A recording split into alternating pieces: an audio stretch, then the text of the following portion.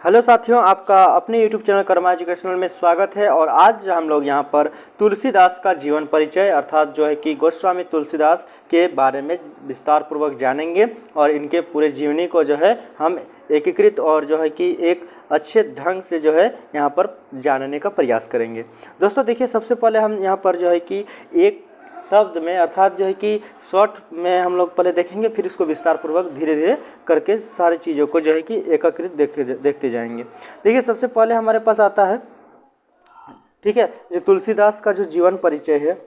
ठीक है, तुलसीदास का जीवन परिचय किस प्रकार जो है यहाँ महत्व रखता है उसको हम लोग यहाँ देखेंगे कि तुलसीदास का जीवन परिचय अर्थात जो है एक शब्द में किस तरह से। दोस्तों हम यहाँ देखेंगे कि देखिए, नाम, सबसे पहले जो तुलसीदास का नाम था वो क्या था, तो पूरा नाम था, देखिए आप देख सकते हैं, गोस्वामी तुलसीदास इनका पूरा नाम था। उसको देखिए हम लोग देखेंगे उपनाम, तो उपनाम इनका क्या था, मानस का हंस। ठीक है, इनके पूरा मतलब जो है कि इनका उपनाम क्या था, मानस का हंस, आपको याद रखना है।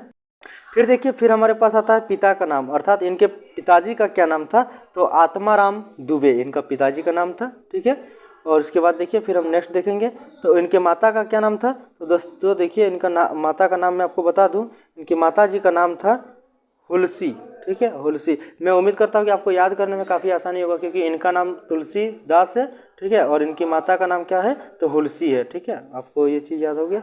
उसके देखिए इनका पत्नी, जो इनकी पत्नी थी उनका क्या नाम था, रत्नावली, इनकी पत्नी का नाम था रत्नावली। जन्म स्थान, दोस्तों इनका जो जन्म स्थान हुआ जहाँ ये जो है कि इनका जन्म हुआ अर्थात जहाँ ये पैदा हुए वो था राजापुर बांदा। ठीक है, अर्थात ये बांदा कहाँ पड़ता है, उत्तर प्रदेश राज्य में पड़ता है। उत्तर प्रदेश की राजधानी जो है लखनऊ है, आपको इतना ये भी याद रखना है। उसके बाद देखिए दोस्तों, यहाँ पर हम उनके जन्म के बारे में जब बात करेंगे तो इनका जन्म हुआ था सन 1532 ईस्वी में। क्योंकि देखिए दोस्तों, इनके जन्म में बहुत सारे मतभेद हैं, लेकिन मतलब मतभेद को जो है कि अलग अलग जो है कि साहित्यकार ने बताया है अलग अलग ढंग से इनके जन्म के बारे में, लेकिन हम यहाँ पर 1532 को जो है एक आंकड़ा सही मान करके और चलेंगे। उसके बाद देखिए हम यहाँ पर इनके मृत्यु की बात करें तो इनके मृत्यु हुआ था 1623 ईस्वी में लगभग, ये चीज़ आपको जो है कि जानना है। उसके देखिए इनके गुरु का, देखिए इनके गुरु का जो नाम था नरहरिदास, क्या था दोस्तों, नरहरिदास। इनके गुरु का क्या नाम था, नरहरिदास, ये इनका गुरु का नाम था।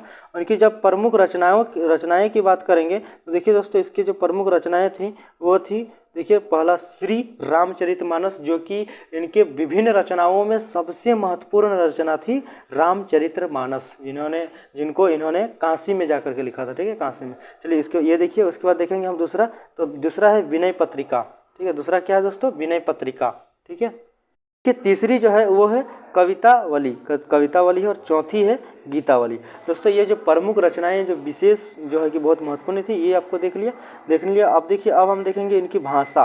तो देखिए दोस्तों, इनके जो भाषा की बात करें तो इनका जो भाषा था वो है, देखिए, अवधी और ब्रज। तो दोस्तों देखिए, हम यहाँ पर जो है कि इनकी भाषा के बारे में बात करें थे, तो जो है इनकी भाषा अवधी और ब्रज भाषा, ये दो भाषा में जो है इनकी मुख्य जो है रचना काफ़ी रही है और पकड़। उसके बाद देखिए इनके जन्म अर्थात जो जन्म हुआ तो उसका जन्म का काल क्या था, अर्थात कौन सा काल था, तो दोस्तों मैं आपको बता दूं कि कौन सा काल था, भक्ति काल था। क्या था, भक्ति काल, आपको इतना याद रखना है। अब देखिए दोस्तों, हम यहाँ पर अब विस्तारित रूप इनका देखेंगे कि तुलसीदास का जीवन परिचय, तो ये जो किस तरह का था कि देखिए जीवन परिचय में देखिए तुलसीदास का जन्म सन 1532 ईस्वी में राजापुर ग्राम अर्थात राजापुर ग्राम में हुआ था, जो कि उत्तर प्रदेश के बांदा जिले अर्थात जो बांदा जिला है, ठीक है, उसमें वर्तमान में जो चित्रकूट में स्थित है। ठीक है, वर्तमान में जो चित्रकूट में स्थित है वहाँ पर इनका जन्म हुआ, आपको इनका जन्म स्थान याद रखना है। उसके बाद देखिए हम जो है यहाँ पर देख सकते हैं कि कुछ विद्वानों का मानना है कि तुलसीदास जी का जन्म जो है एटा, ठीक है, एटा जिले के सोरो नामक ग्राम में हुआ था। तुलसीदास के पिता का नाम आत्माराम दुबे है तथा माता का नाम हुलसी था। अब मैंने आपको थोड़ी देर पहले एक शब्द में बताया था। उसके बाद जो है कि तुलसीदास का जो जन्म है, ठीक है, जन्म को लेकर एक जो है दोहा प्रचलित है। तो कौन सा दोहा प्रचलित है, तो देखिए इस दोहा का मैं आपको बताऊंगा। ठीक है, कि 15 से 94 विषय अर्थात 15 से 54 विषय कालिंदी के तीर, ठीक है, कालिंदी के तीर सावन शुक्ला सप्तमी तुलसी धरेऊ शरीर। ठीक है, तुलसी धरेउ शरीर। तो दोस्तों इस तरह से दोहा इनके जो है जन्म से संबंधित प्रचलित थी ये दोहा।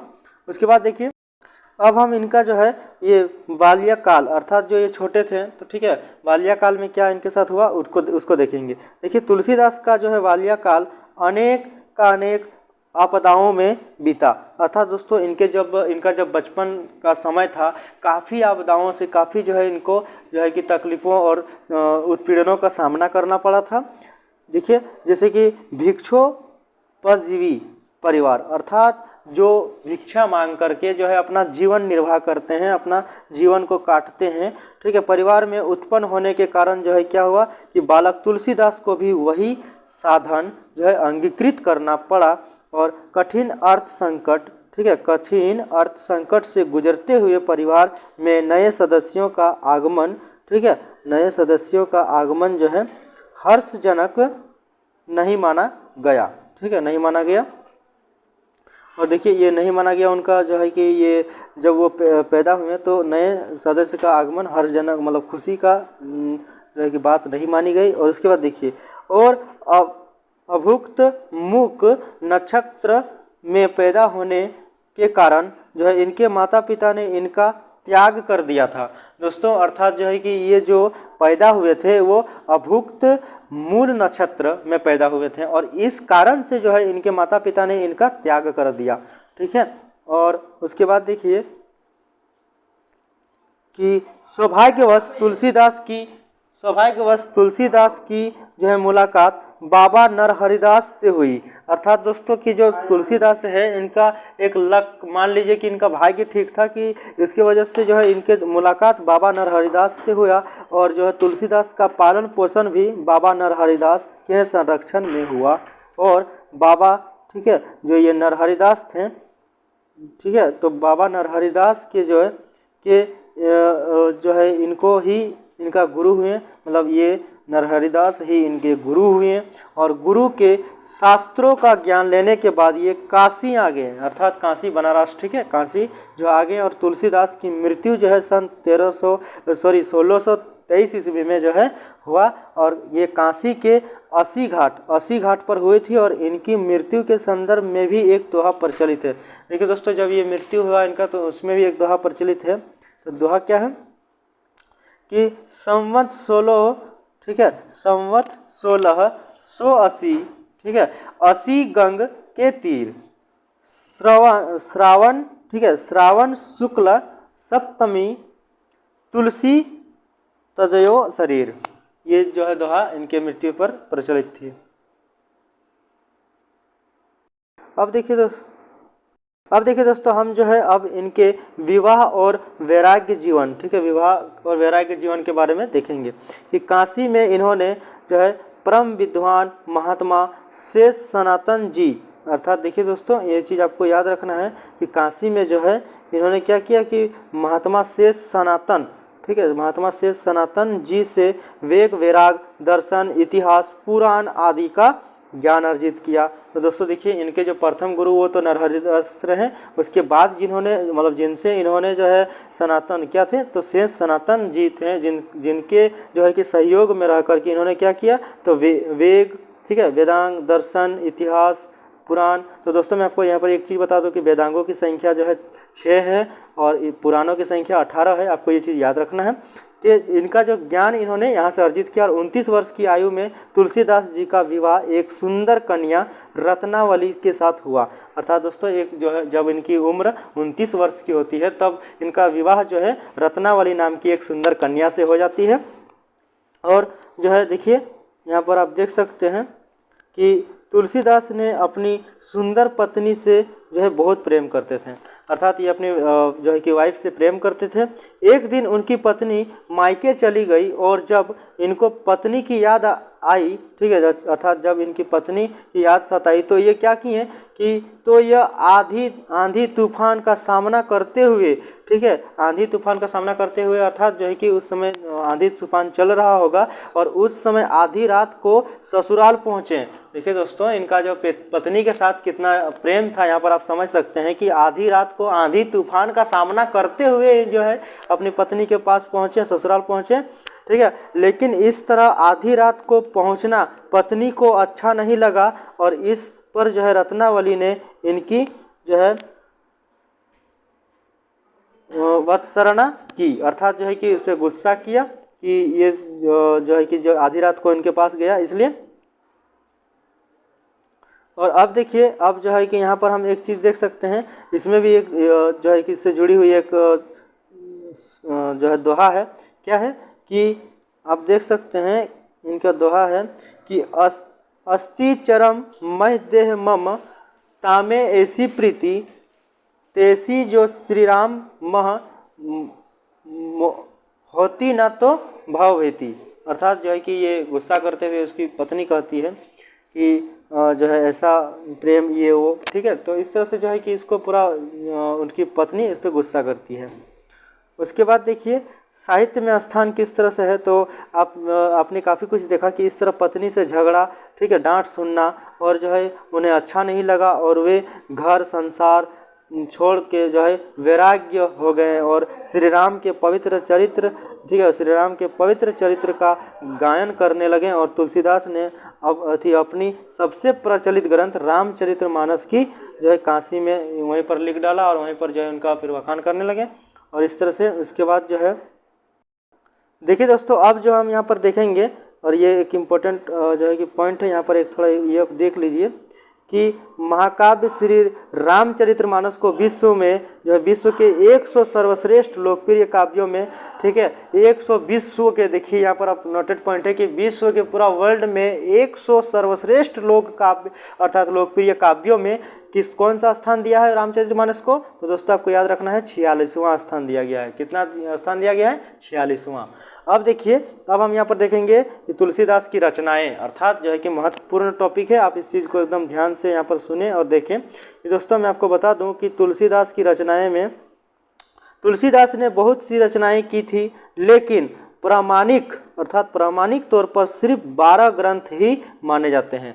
अर्थात इन्होंने तो काफ़ी रचनाओं का जो है ये रचनाएं की, काफ़ी रचनाओं को जो है बनाया और जो है कि इनका रचा, लेकिन 12 ग्रंथ ऐसे थे जिनको प्रामाणिकता के आधार पर जो है कि उसको काफ़ी ज़्यादा महत्व दिया गया, जिसमें देखिए जिसमें रामचरितमानस प्रमुख है। अर्थात रामचरितमानस का स्थान काफ़ी जो है कि प्रमुख है और 12 ग्रंथ निम्नलिखित है। कौन कौन से 12 ग्रंथ हैं मैं आपको दिखाता हूँ।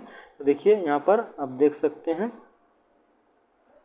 देखिए पहला था रामचरितमानस, सबसे प्रमुख, ठीक है, रामचरितमानस, इसको विश्व में 100 महाकाव्यों में 46वां स्थान दिया गया है, मैंने आपको अभी बताया है। दूसरा है रामलला, ठीक है, रामलला नहछु, ठीक है, नहछु, ये दूसरा है। तीसरा में देखिए बरवाई रामायण तीसरा हो गया। चौथा में पार्वती मंगल चौथा हो गया। पांचवा में देखिए, पांचवा में है जानकी मंडल। छठा में है रामाज्ञा प्रश्न, ठीक है, रामाज्ञा प्रश्न है छठा में। उसके बाद देखिए, उसके बाद आप देख सकते हैं जो सातवां हमारे पास है वो है, सातवां में जो है श्री कृष्ण गीतावली, ठीक है, सातवां में श्री कृष्ण गीतावली।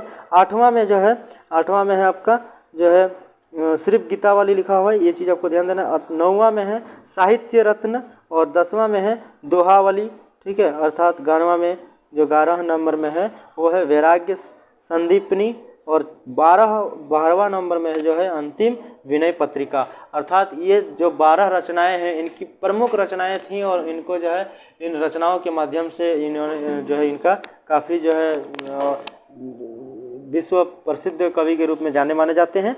और दोस्तों तो देखिए दोस्तों, यहीं पर जो है आज का वीडियो समाप्त होता है और आज हमने यहाँ पर देखा कि किस तरह से जो है तुलसीदास का जो है कि सारा जीवन उनका व्यतीत हुआ, वैवाहिक संबंध, उनका जीवन परिचय, उनके जो है कि बचपन के समय क्या क्या कठिनाइयाँ आई, उनके रचनाओं के बारे में, उनके जो है साहित्यिक परिचय के बारे में। तो दोस्तों आज के लिए फ़िलहाल इतना ही। फिर मैं उम्मीद करता हूँ कि आपको यहाँ के सारे कंटेंट समझ में आए होंगे, ठीक है। और अगर ऐसा सचमुच हुआ है तो वीडियो को लाइक कर दीजिए और चैनल को सब्सक्राइब कर लीजिए ताकि हिंदी सब्जेक्ट से जुड़ी आपको सारी जानकारियाँ मिलती रहे। जैसे कि एग्जाम्पल फॉर अभी इसके बाद मैं सूरदास जी का जो है जीवन परिचय इसी प्रकार से लाऊंगा, तो उसको भी मैं जो है कि मैं आपके पास वो नोटिफिकेशन पहुँचे जब भी मैं वीडियो अपलोड करूँ, तो उसके लिए बेल की आइकन को प्रेस कर लें। और आज के लिए फ़िलहाल आपने मेरा वीडियो देखा, thanks for watching this video, thanks by Karma Educational. Okay guys, take care, bye bye.